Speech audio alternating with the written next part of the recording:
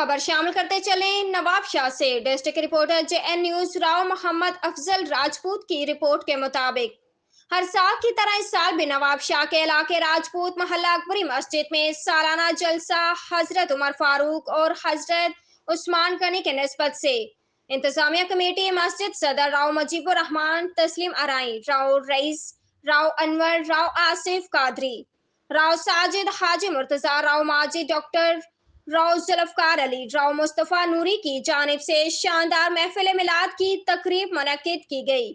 महफिल मिलाद का बाकायदा आगाज तिलावत कुरान पाक से किया गया।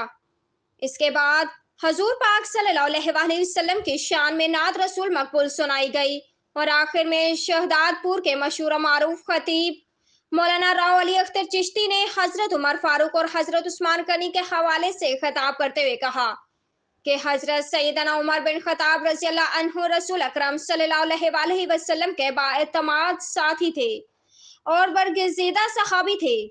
आपके कबूल इस्लाम से दीन इस्लाम बहुत मजबूत हुआ। आपके मुशर्रफ बा इस्लाम होने के बाद तबलीग दीन का काम आज़ादाना शुरू हुआ।